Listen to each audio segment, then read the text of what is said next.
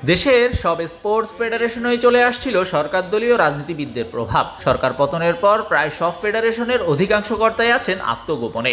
সব স্পোর্টসেই কর্তাদের একই হাল, যার কারণে ব্যাহত হচ্ছে স্বাভাবিক কার্যক্রম। সমস্যা সমাধানে যুব ও ক্রীড়া উপদেষ্টা আসিফ মাহমুদ বসবেন ফেডারেশনগুলোর সাথে। দেশের ক্রীড়াঙ্গনের রাজনীতির কালো থাবা বেশ আগে থেকেই ছিল, যেটার প্রত্যক্ষ কিংবা পরোক্ষ প্রভাব এতদিন পড়লেও সরকার পতনের পর সেই প্রভাব অনেক বেশিই পড়েছে। সব মিলিয়ে ফেডারেশনগুলোকে করা হবে রাজনৈতিক প্রভাব মুক্ত।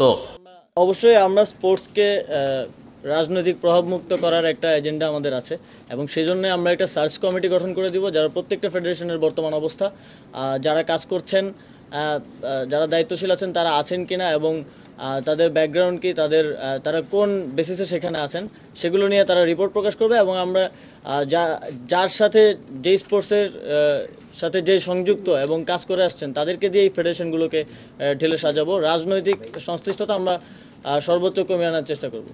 শুধু শুদ্ধিকরণই নয়, এতদিন যেসব দুর্নীতি এবং অনিয়ম হয়েছে সেগুলোরও তদন্ত হবে।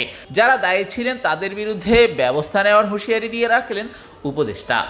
ইতিমধ্যে ক্রীড়াক্ষেত্রে যে অন্যায়, অনিয়ম এবং দুর্নীতির অভিযোগগুলো আছে এবং এখনও আমি দেখতে পাচ্ছি আপনারা সেগুলো সার্চ করে অনেকেই বের করছেন এবং মিডিয়ায় প্রকাশ করছেন, এজন্য আপনাদেরকেও ধন্যবাদ জানাই। এই বিষয়গুলোতে আমরা তদন্ত করব এবং যারা দায়ী তাদের বিরুদ্ধে ব্যবস্থা নেওয়া হবে এবং ভবিষ্যতে যাতে এরকম কোনো ঘটনা না ঘটে সেজন্য ইতিমধ্যে আমি বিসিবির সংশ্লিষ্ট এবং ক্রিকেট সংশ্লিষ্ট যাদের সাথেই কথা বলেছি যে যেই গঠনতন্ত্র আছে আমাদের প্রত্যেকটি ফেডারেশনের, সেই গঠনতন্ত্রগুলোও যাতে ডেমোক্রেটিক হয় এবং সেখানেও যাতে একনায়কতন্ত্র চর্চা করার সুযোগ না থাকে, সেভাবে সেগুলোকেও পুনর্গঠন করার আমাদের পরিকল্পনা আছে।